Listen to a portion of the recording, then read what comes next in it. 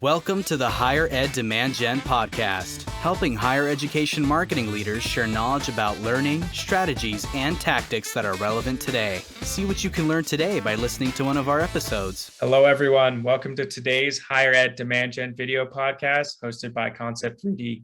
Concept 3D has served the online education community for over a decade with our award-winning interactive maps and virtual tours. Improve your campus communications, engagement, and recruitment with their powerful visual communication solutions. My name is Shiro, and I will be your host today. I'm a demand gen marketer at Concept 3D, and I'm speaking from my home in Silverthorne, Colorado. It's about an hour and a half west of Denver, just to give you an idea of where I'm at. And today I'm super excited to be joined by Ethan Penland. He's the Director of Admission Services at Tutor Collegiate Strategies. He's a marketing leader with a plethora of experience in admissions marketing, with experience at University of North Georgia, Appalachian State University, and now at Tutor Collegiate Strategies. And he also likes to mountain bike. So Ethan, thanks for joining us today.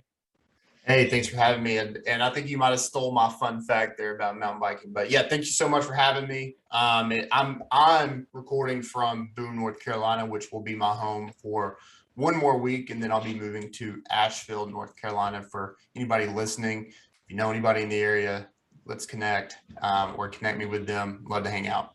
Thanks for having me. Awesome. Great. Okay, well, let's get into this. So do you want to tell us a little bit more about yourself and Tutor Collegiate Strategies?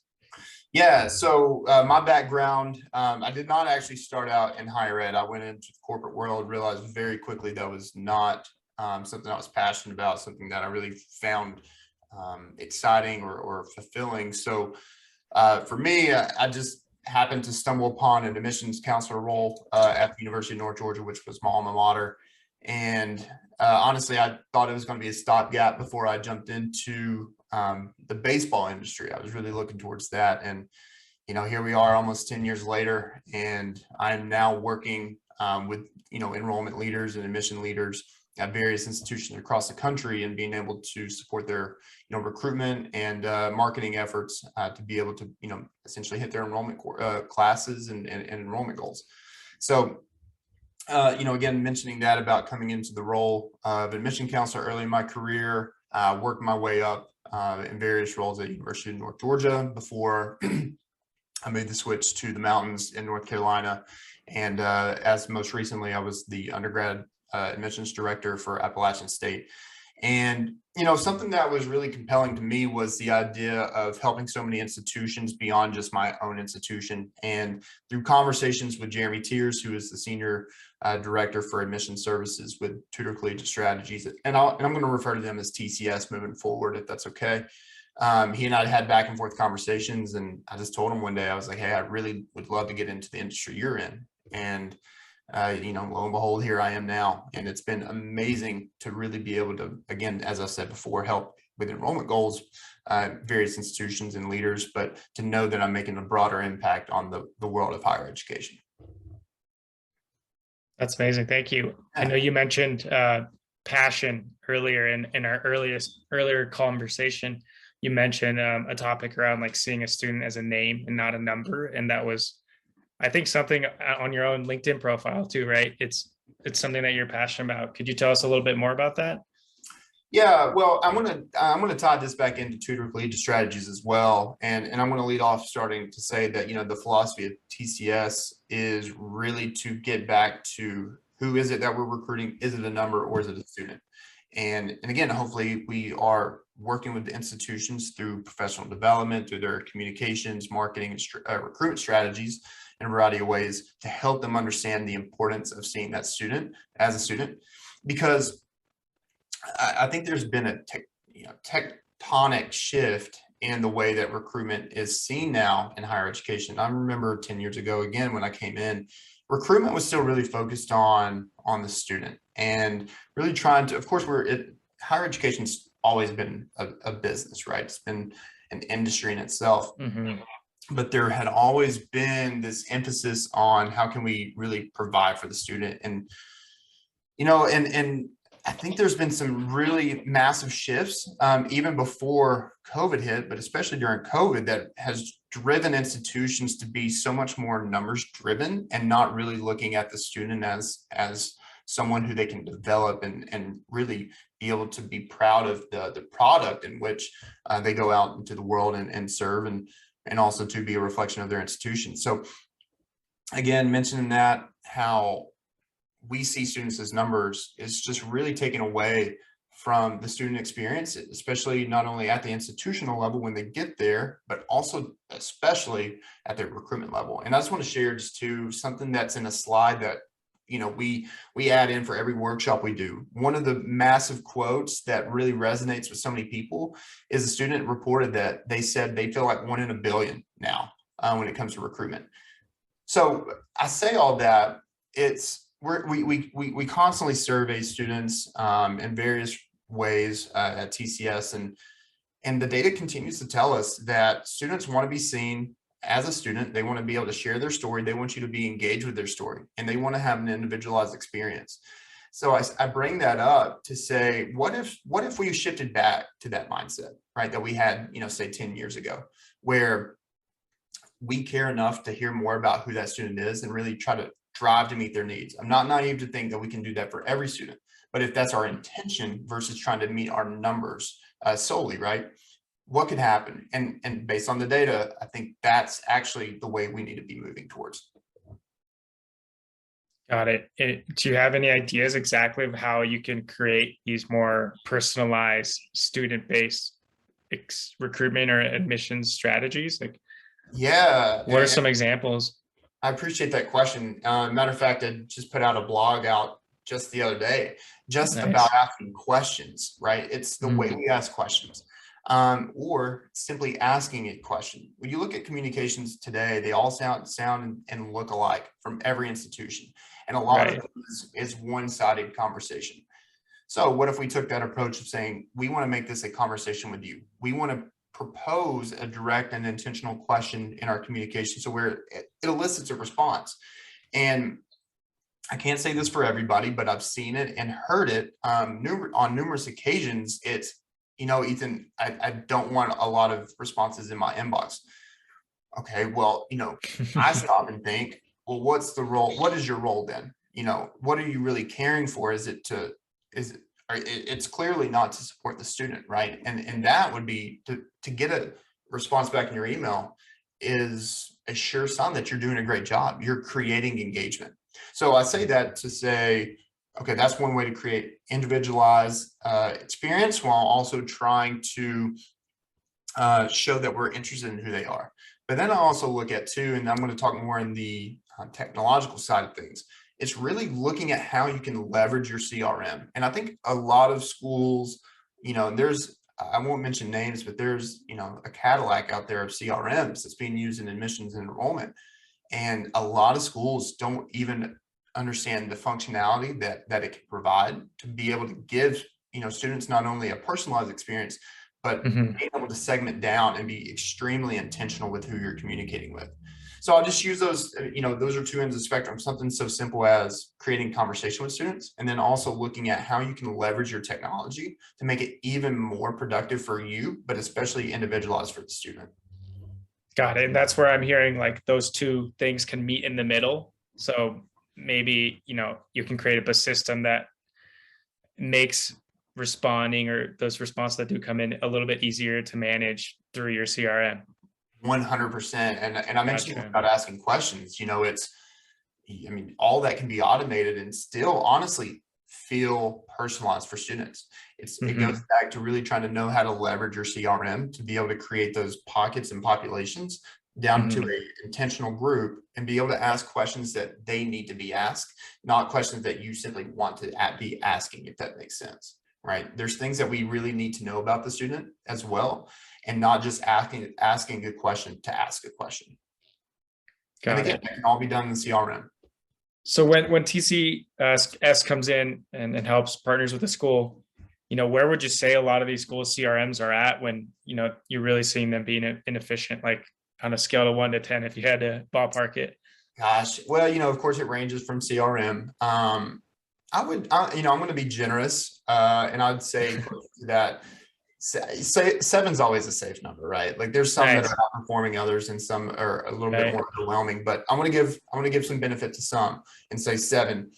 But with each number increase, that's a lot that it takes to continue to move up, and that's a lot of opportunity with each number. So again, as much as I'm being generous, there's still again a lot of opportunity to grow and maximize those efforts. Gotcha. Now, I feel like I'm going down a CRM rabbit hole, but Bring it on. what do you see are the quickest wins that you see, like commonalities between your different partners when you first come in? What is it I see commonalities as far as the Like quick wins in the CRM that they can make or oh my make gosh, changes? yeah. I mean, the first is really leveraging the data. It is the most powerful thing about a CRM, especially if you have a successful and useful CRM. And what I mean by that is a CRM that works for you, not where you have to work within the boundaries of the CRM. And knowing how to place data in the right way, knowing how to look at it, but more so knowing how to create a story around that data. So for those partners that are having those quick wins, they're able to kind of digest that data and start to be able to put together a story that tells what they need to start to put into place as proactive actions to make them be better for the student. And then also too, those that really stop and think about why they're doing certain things within their CRM, right?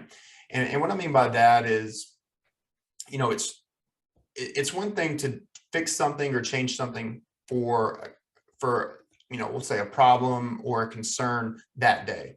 It's another to be stopping and thinking, how am I setting this CRM up right now for 5-10 years down the line, right? Those are the ones that are really succeeding. They're not fixing or they're not changing things just for today. They're doing that.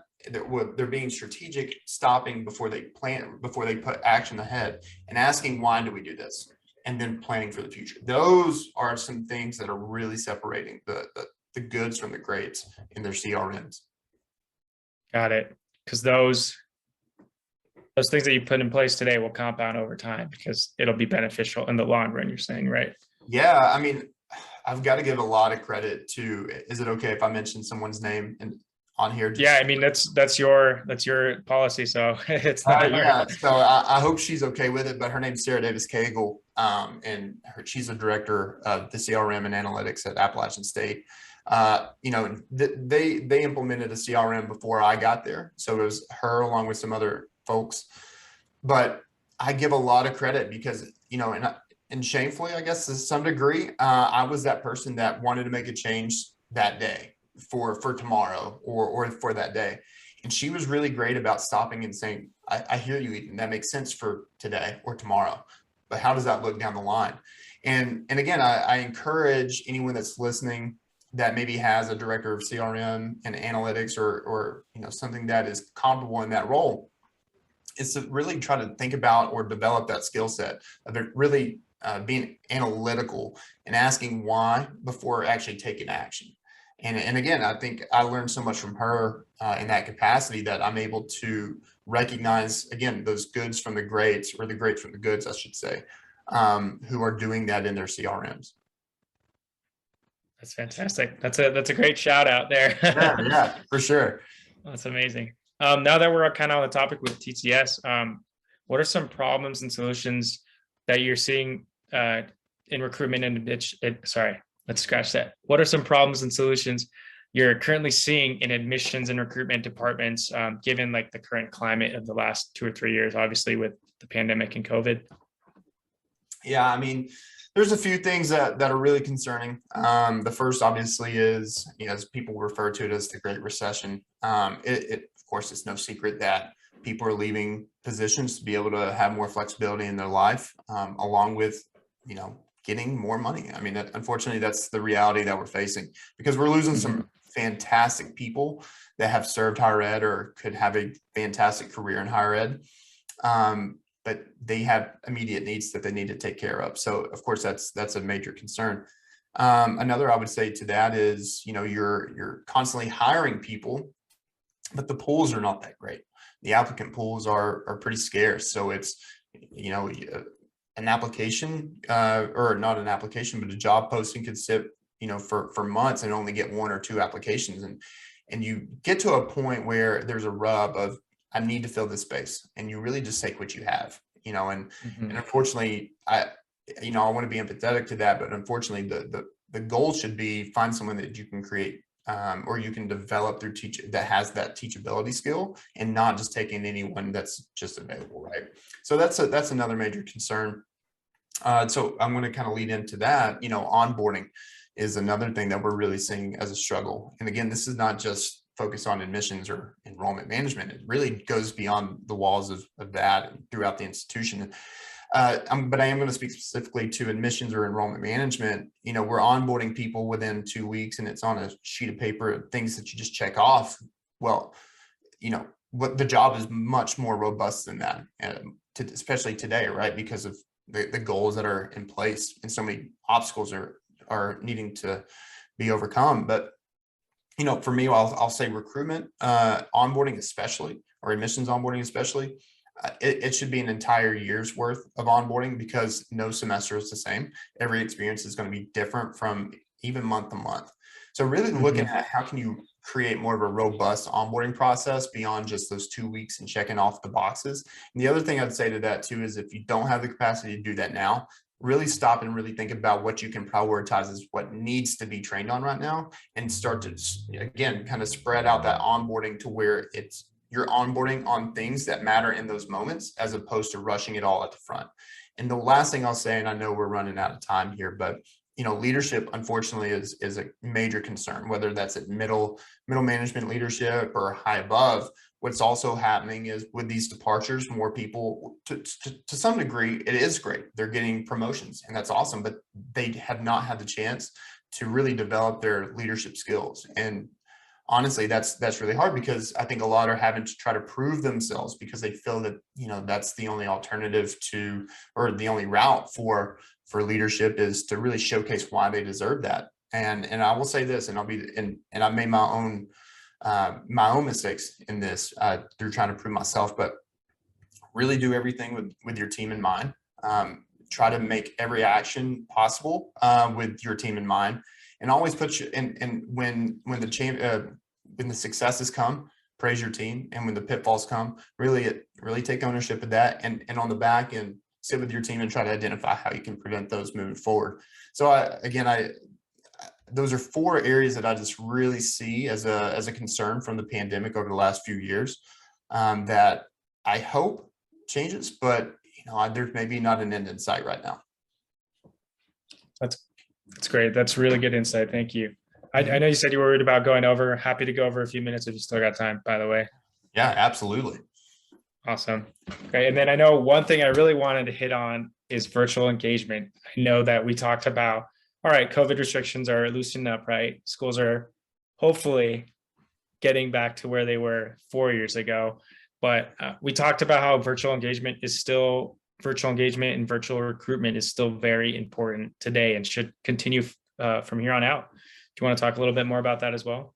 Absolutely. So you and I spoke before, and I'll say it again. I love in-person. I think that in-person recruitment is the pinnacle of what recruitment should be, because you really get to see the reactions in real time of how people respond to what you're saying, and really be able to carry a strong conversation. Yes, that should be the staple. However, you should not be abandoning virtual recruitment or virtual engagement, because what we're seeing from the pandemic is it has been so beneficial for so many underrepresented populations. And I'll share some of that data points here in a second. But it also adds a new element of how recruitment is going to shift. I don't think that virtual is going anywhere. There's commercials about the metaverse, right? And learning in the metaverse. Well, visiting schools is going to take place in that down the line as well. Right. So it's not going to go anywhere, and it's creating more of an accessible opportunity. And what I was saying about the perspective of what virtual recruitment may end up being is, it may end up being the first point of contact or first impression that students have of you before they invest in being able to meet with you in person. Right. Or, for example, a virtual campus visit may be the staple for them to feel like, okay, it is worth me investing my time and resources, asking my parents or supporters to take me to campus. So that it may be a shift in mindset. And again, going back to the data on the underrepresented populations, we partner with Niche on doing a survey of seniors in 2021. So we surveyed that, or it was a class of 22, but we surveyed in 2021 in the fall. And one of the questions we asked was, what is their interest in virtual events? And I have a few statistics here. 74% of students who identified as Black or African American said they were interested or very interested. You had 65% who identified as Hispanic Latinx, saying that they were interested or very interested. And then also first generation reported at 65% as well. And then, there was an option in there that said unsure, meaning they were unsure if they were interested or uninterested. If you remove that option, those percentages jump up into the 80s, right? So you have this high volume of interest in these virtual spaces or virtual engagement opportunities, but so many schools feel that it's not worth the time and resources to put those on. I would say it's more a reflection of what am I actually giving to the student? Am I giving a generic pitch in these information sessions, or am I giving them something that is tangible that they can walk away with, that not only applies to my institution, of course, I hope they learn something about us, but that they can take with them and apply it to any other institution that they may, engage with. And then I'm just going to share one last other stat here. Talking again about virtual engagement, we also asked, how many had engaged in virtual recruitment in some capacity. And what we got was 61% of Black African-American students said that they had attended a virtual information session, along with Hispanic Latinx, 51% said that they had attended a virtual information session. So you look at half and almost 2/3 of students in these different populations are engaging in your virtual offerings. And if it's okay with you, I got one more stat that I just want to share. And it's of course, yeah. I love these stats. Yeah, it's on the reverse end of this, of talking about on campus. And again, we're talking about class of 22 seniors when we surveyed them in the fall of 2021. We had asked, have you visited or plan to visit a campus event, right? So we had this on there in person, right? In person, correct? Yeah. Okay. Yeah. So it was reported that 57% of first generation said no, they did not plan to or had not. Wow. African American reported at 57%. Hispanic Latinx reported at 56%. But here's the amazing thing: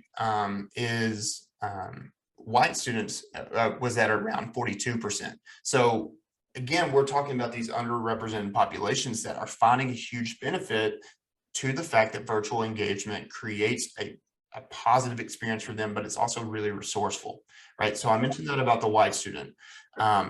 Again, they are showing that they are attending campus visits prior to their senior year, or have participated in it. These other populations, unfortunately, have not been able to. But you talk to campus leaders and enrollment management admissions, it's so common to hear, if we can get them to campus, it's a done deal. Well, the thing about it is they may not be coming to campus. So that's amazing. Yeah, if you have diversity goals, I mean, those statistics are extremely powerful, because you could be missing the mark without these virtual engagement events and recruitment opportunities. That's huge. Yeah, I like how you tied a little bit of the focusing on the student back in with the virtual engagement there as well, because you're really focusing on driving that conversation, like you mentioned. That's great. Awesome. Well, I think we're gonna wrap it up here. That was really awesome. I think we could probably have another one of these conversations, because I know we talked about even more on our prior conversation. Do you want to give a quick tidbit about TCS? Yeah, again, and share some information. Yeah, again, we really find value in being able to support teams through their professional development. If you have a young staff or new staff, get in contact with us. We'd love to just have a conversation with you Should we be able to come to campus and support you? That's one thing. But if you just need a resource or someone to communicate with and ask for some advice or perspective, we're happy to share that too. Along with that, again, we do provide communication and marketing solutions along with recruitment solutions and within the world of strategy. So again, if there's interest in that, we work with various different populations and we work with what your needs are. We also have an athletic division that spans the entire country as well. So if you are someone in athletics listening, or you have a campus partner in athletics and have been interested in professional development together or separate, along with the communications and recruitment strategies, let us know. We're happy to help support that. And again, TCS, we were founded almost 20 years ago. Admissions side has been about 8 years old, but we partner with, at least on the admission side, 150 plus, and the athletic side 500. So what we're sharing is people are listening and people are meeting their enrollment goals. But also too, I think the biggest takeaway that we're proud of is that we're shifting the mindset of how to recruit, right? It's again, going back to our first point, seeing students as students and not just simply as a number. That's amazing. And I got your website pulled up. Is it DAN or is it just Dan Tudor? Dan Tudor, yeah. DANTUDOR.com. Check us out there. And then if you'd like to email me, if you don't mind, I'll plug my email. It's Ethan, ETHAN at dantudor.com. That's amazing. Thanks again for joining us today. Yeah, thank you so much for having me, Shira. Appreciate you. Thanks, everyone. Bye-bye.